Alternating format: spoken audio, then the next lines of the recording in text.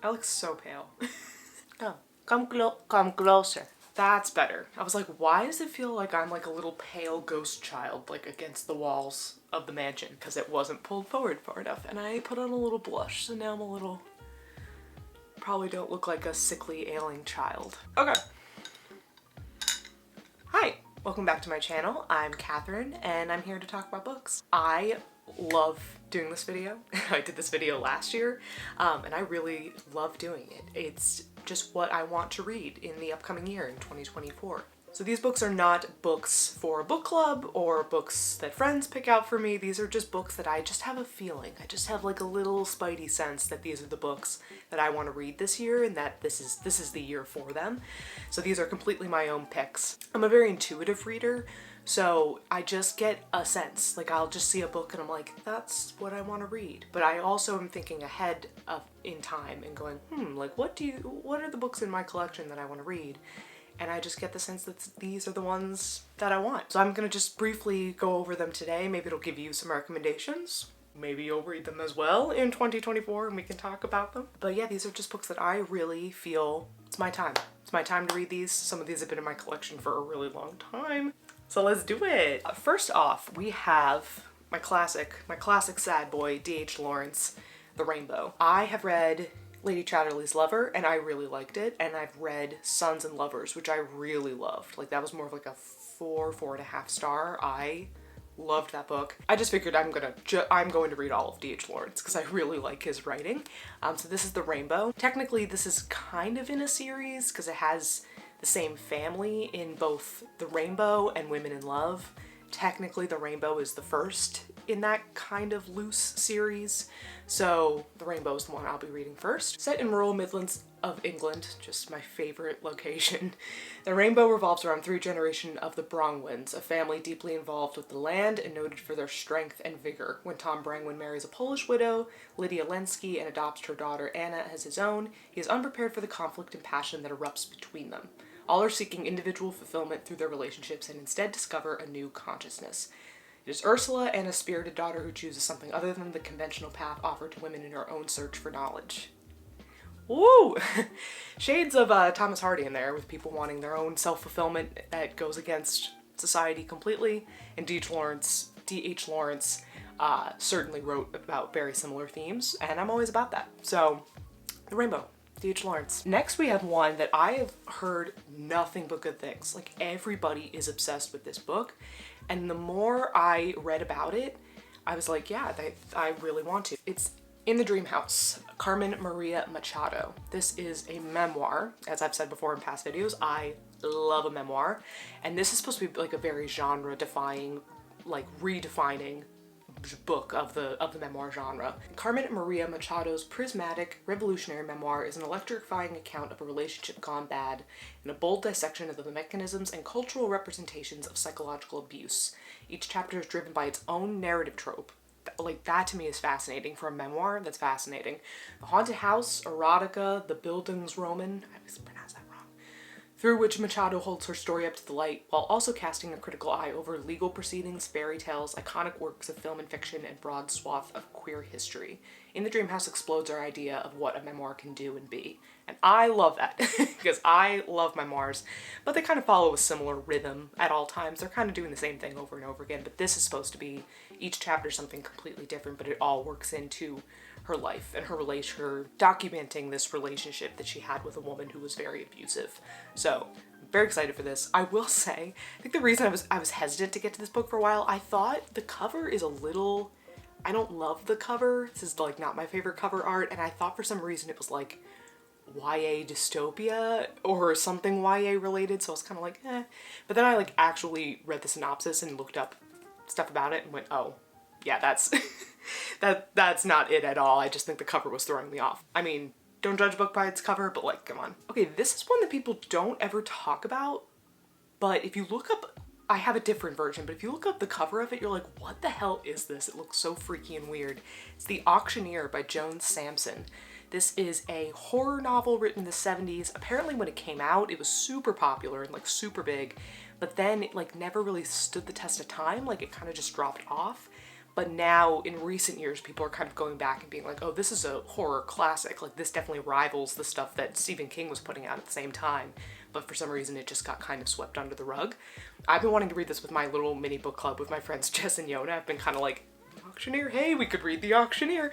And we haven't picked it up yet, but I'm thinking maybe I can steer them towards getting them to read this. Harrowing tensions explode in a series of events that could happen anywhere, to anyone, just as they do to John Moore, whose days of freedom run out, who's stripped of his possessions, his courage, and his hopes by the ominous presence of a stranger impossible to resist. Love when a synopsis gives you nothing. You're like, yes, girl, give us nothing. But also you're like, huh. This is basically just about a small town that gets overtaken slowly by this auctioneer person who comes into the town. And that's all I know, and that's actually all I want to know. Like, I know that this is going to get absolutely messed up, but I'm very excited to see where it goes. So, The Auctioneer. Woohoo! More horror, please, from people other than Stephen King. We love Stephen King, but like, there's other people. Next up, we have the big one. The big one. I've been wanting to read this for a really long time. Last year I read Les Mis, and that was my big one because that book was almost 1,200 pages. And I was like, you know, I don't think I can have it in me to read this one this year. So I said I'll read it in 2024, and that is War and Peace by Leo Tolstoy. The big one. I am gonna read this later in the year. I feel this is more of like a spring, summer kind of project, and I'd want to do kind of copying booktuber Emma's journey if she did a whole like vlog dedicated to reading this book, and I kind of want to do something similar because I just have a feeling I'm really going to love this. Like anyone I've known who's read this loved it and adored it. Do I even have to introduce this book? This is Tolstoy's very famous historical fiction novel set during the Napoleonic Wars, so around 1812. In short, Tolstoy's epic masterpiece entwines the lives of private and public individuals during the time of the Napoleonic Wars and the French invasion of Russia. So you just have like, it's a kaleidoscope of all these different characters and how they interact on the battlefield and in the ballrooms, and it goes on for a long time, but I have a feeling, just like in Les Mis, every word in here is necessary and needed. And I just have a feeling, I just have a very good feeling that this is gonna be one of my favorites. I hope I don't hype it up. I hope I'm not hyping it up for myself for it to not be great, but I have read Anna Karenina by Tolstoy a while ago, but I loved that one. So I'm like, if it's anything like Anna Karenina, I'm gonna love it. So, War and Peace. Big brick. I can't not read big books. I know a lot of people have a fear of big books, and I think I'm going to make a video of in favor of big books because really all you need for them is time. Like, you shouldn't be afraid of them. Like, just take your time. But this book I'm going to really take my time, and I know it's going to reward me. So, War and Peace. This next one is kind of a brick, but it will fly by because it's a manga. It's Uzumaki by Junji Ito, and this is the edition that has all 3 volumes of it because it's a bit of a series. I am so excited to read this. Since I've like been getting into manga, I read Rooster Fighter last year. If you haven't seen my second part of my 2023 wrap up, go watch that because I freaking loved Rooster Fighter. But when I was like first starting to research manga, Junji Ito came up a lot because he's like the master of manga horror. And this particular trilogy came up, the Uzumaki trilogy. It's basically just about a town that gets overrun by these spirals, these like spirals of death. And again, I don't know that much that happens, and that's what I want to keep it as. I want to thank my friend Yona for getting this for me. Thank you so much. I went over to their place for a sleepover with my friend Jess, and they just got us this cute little goodie bag, and they got us this inside. So I'm assuming that we're gonna read this together, and I'm really hoping that's the case. Like, this is one of the best gifts anyone can give me, because this is a big book. It's hardcover, it's gorgeous, and it's manga. I'm so excited to delve into this. Big book, but I know I will probably just barrel through this. So, Uzumaki. Spirals. Okay, the next is also one that I have heard, it's another memoir that I've heard nothing but good things about. That seems to be a theme of books that are attracting me this year. This is Know My Name by Chanel Miller. Seriously, if you go on Goodreads, the reviews for this like are almost nothing but praise. Like, it is apparently very moving, very powerful, very well written, just fantastic. This is about Chanel Miller. For a long time she was known just as Jane Doe. She was the victim of the Stanford rapist Brock Turner, who famously only got 6 months for this rape. She was literally left in an alley for dead, and this is about that experience, and this is also about her just coming to terms with it and also deciding that the world needed to know her name from this, because the verdict of that he received was just so shocking and vile that she was like, I need to come forward and put a human behind the Jane Doe name. And so this is her coming to terms with that. And I just think it's really important. Like, I think that discussion needs to be had, and I think doing this is incredibly brave. She came out originally with a BuzzFeed article, and then she turned it into a book. And I just think it's incredibly powerful, and it needs to be done. And again, I've heard nothing but good things. Like, people love this book. So I found it in a little free library. So let's go. So it's in perfect condition, hardcover, little free library.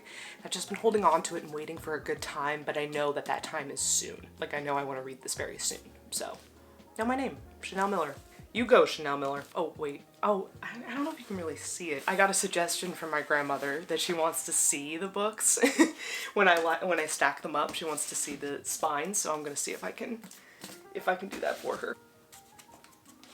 There you go. Can you see him? Next is one that's been on my TBR maybe since I started my Goodreads years and years and years ago. I have always wanted to read this. Now, I don't know why I procrastinated on it. I don't know why I've waited, but it's The Yellow Wallpaper by Charlotte Perkins Gilman. This particular edition is called Herland, The Yellow Wallpaper, and Selected Writings. So this actually has a bunch of her writings in it, and I always wanted to get my hands on this kind of copy because The Yellow Wallpaper it's a novella. It's so short, and so I wanted to just get one that had maybe some of her other writings just to read them, just to get a full glance of what kind of writer she was like. The Yellow Wallpaper is her most famous story. It's a woman who has just given birth and she's exhibiting these crazy symptoms. She's just basically postpartum. And the solution for her is they're going to just isolate her in a room. And while she's isolated in this room, which is so great for your mental health, she starts to see things in the yellow wallpaper in the room. And it's sort of this descent into madness. It's just this great critique about women and women's health and how they were treated post-birth. So, woo! So fun! Anyone who's read this story is like, this is an absolute classic, it's amazing. And so I really have wanted to read that story for a while, but wanted to get my hands on a copy that had more of her writings. So I feel this is coming. I know I'm gonna read it this year. I really have a feeling I'm going to like it a lot. I'm excited to get to this, so woohoo! Okay, next we have, so for a little nonfiction moment, we have Open Veins of Latin America by Eduardo Galeano. Galeano. I'm terrible with names. I really should be looking these up beforehand. So this is nonfiction. This is a collection of essays. And I'm going to read the back because I think it actually sums it up better than I can.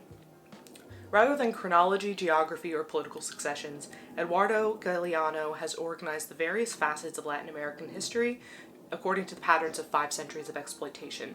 Natural resources such as gold, coffee, and copper are the veins which he traces through the body of the entire continent, up to the Rio Grande and through the Caribbean, and all the way to their open ends where they empty into the coffers of wealth in the United States and Europe. Weaving fact and imagery into a rich tapestry, Galeano fuses scientific analysis with the passions of a plundered and suffering people. All readers interested in great historical, economical, political, and social writing will find an overwhelming narrative that makes history speak unforgettably. Well, wouldn't you know it, I'm someone who's interested in great historical, economic, political, and social writing. Well, that's me. I just find the history of Latin America, whenever we learned about it in school, it was always my favorite. It was always something that deeply interested me, and I think the way that they present the information in this book, like they said, instead of going about it usually with like by rote of dates and they came in and they conquered this and blah, blah, that they're tracing it through the resources to show why Latin America has the history that it does. And I just think it's very interesting. And I'm taking a trip. Would you consider South America Latin America? Because I am going to South America later this year and I am so excited. But I think this will just give me a good foundational understanding of that history, because I always want to beef up my history. Last time I took a history class was not since college, and I just always want to learn more. So it seemed like a good foundational text. So Open Veins of Latin America. Next is another big one. I am planning on reading like some big heavy hitters this year again, because I love a big book. Like, I love taking my time over a big book. This is also the year that I decided to really up my Goodreads goal, so it might be one or the other this year. But for my obligatory Stephen King read, I am picking The Stand by Stephen King. A nice little brick.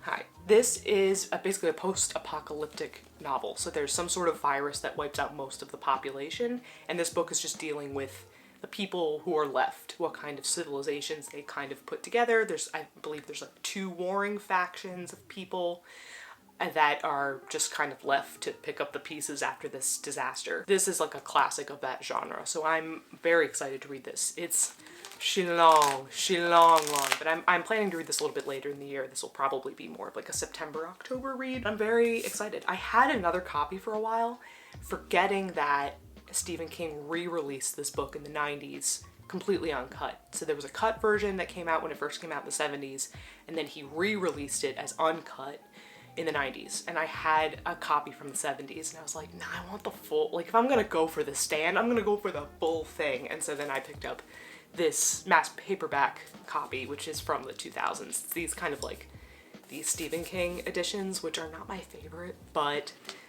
it has the whole book.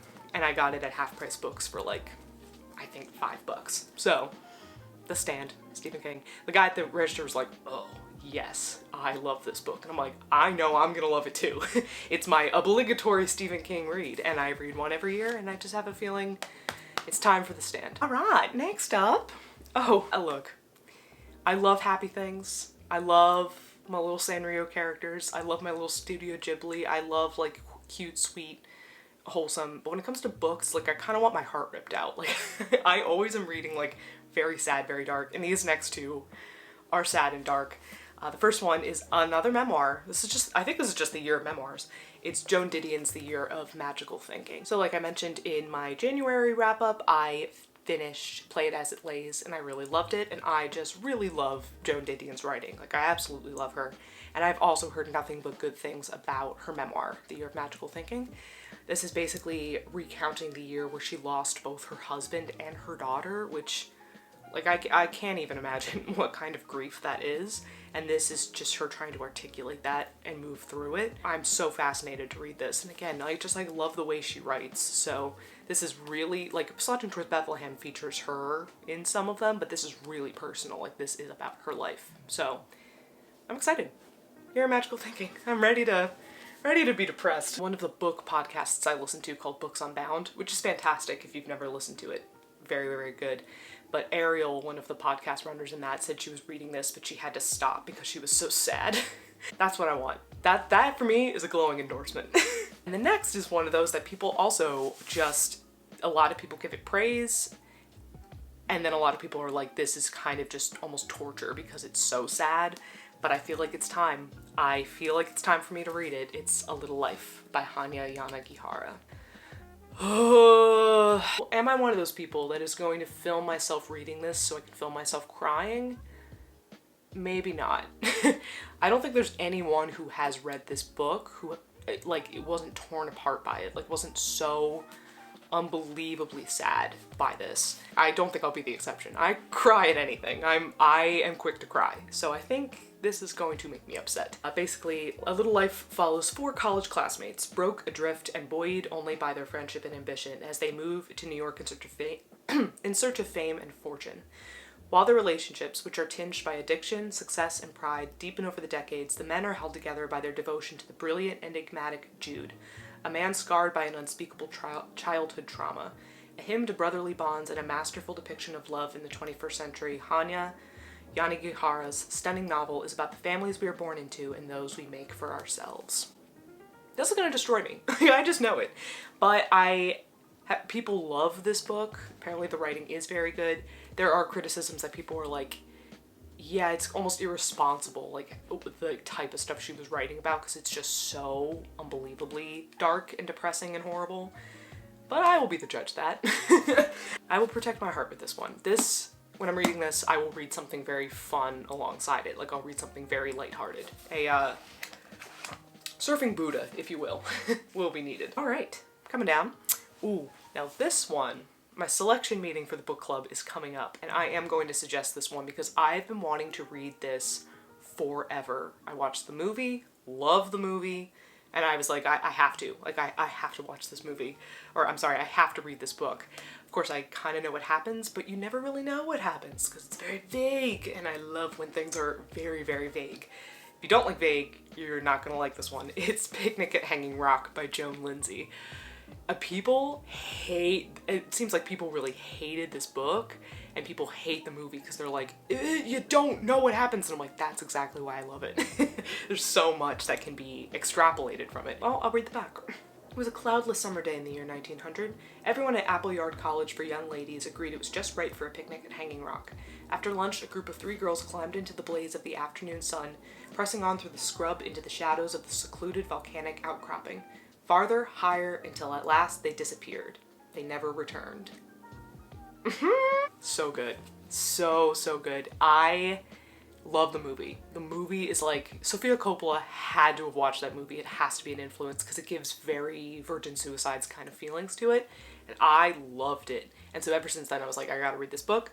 And it is technically a classic. It's part of the little black classics, and it was written by a woman. And when have we read Australian fiction in that club? I don't know. So I'm gonna suggest it and see if I can kind of kill 2 birds with 1 stone. Regardless, even if it doesn't get picked, I am gonna read this year. This seems like it would be a very good summer, kind of mysterious summer book. Picnic at Hanging Rock. Disappearing ladies. Let's do it. Next up, we have kind of a random one. I've never read anything by this author, and I've had this book in my library for a while, and I've just kind of been like, why don't I just do it? Snow by Orhan Pamuk. This is a Turkish writer. Ignore the terrible, like, Target sticker. Bought this book for way too much for having the sticker on the front, but I'll get it off eventually. This is a book I want to read in the winter, if there was snow. It's very warm here for February right now. It's a little weird. But next time it does snow, I think I will pick this up and this will be a good one to read. An exiled poet named Cobb returns to Turkey and travels the forlorn city of Kars. His ostensible purpose is to report on a wave of suicides among religious girls forbidden to wear their headscarves. But Ka is also drawn by his memories of the radiant Ipek, now recently divorced.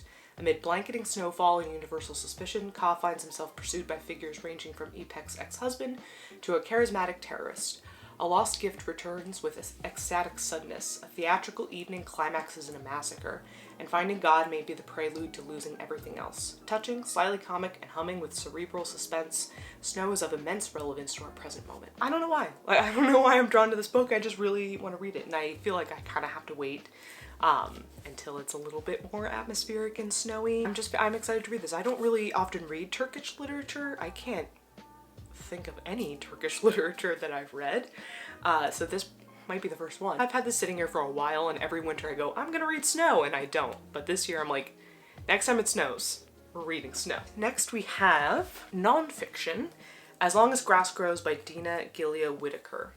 So this is about Native people. It chronicles specifically how Native people have rebelled against the government, basically in forms of civil disobedience and otherwise, in order to try to keep their land and try to keep their autonomy. Crazy, right? I love reading books about Native Americans, books written by Native Americans, fiction written by Native Americans. I just think it's something that we should be really advocating for. And again, I'm just always looking to beef up my own knowledge on not just native history in what we've learned in our textbooks, but also this brings you to more current times Native history as well.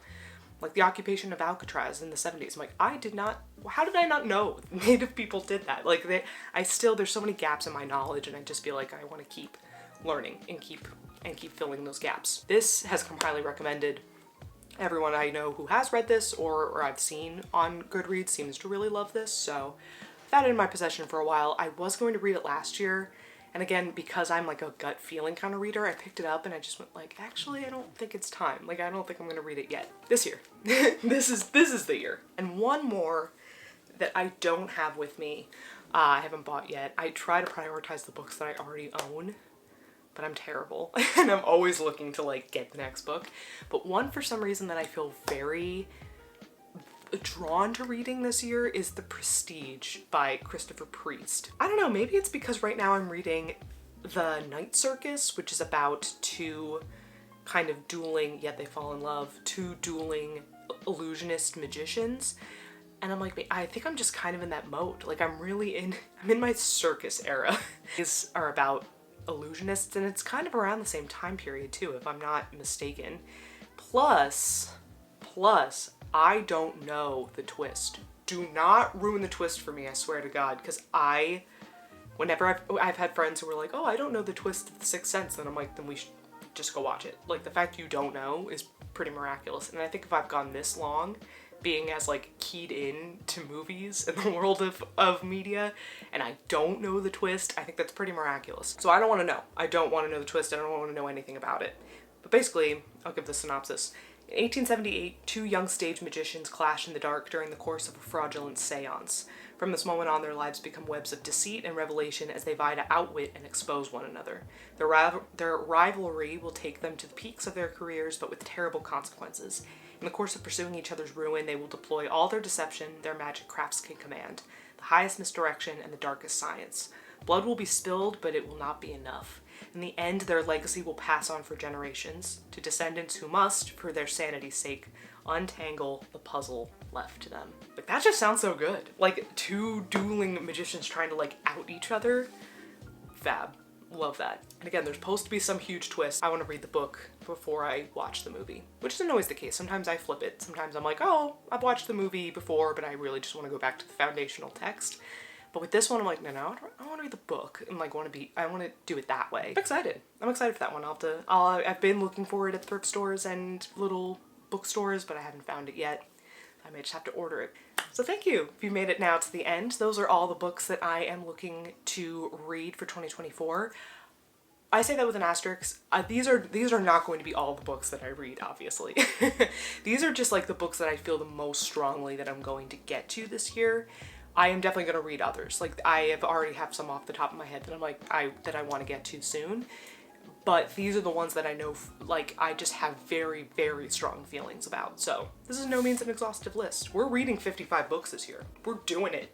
You and me, we're gonna do it. This obviously is not gonna be enough to get to 55. So there will be more. There will be other little surprises. But yeah, comment what you want to read. Comment if you found any books that you now want to read because of this video. Would love to hear about it. Or if there's just books that you want to read this year, leave them in the comments because maybe I'll check them out as well. But thank you so much. Thank you so much for watching this video. Subscribe. I'll be here. I'll be talking about books, and I will see you in the next one. Bye!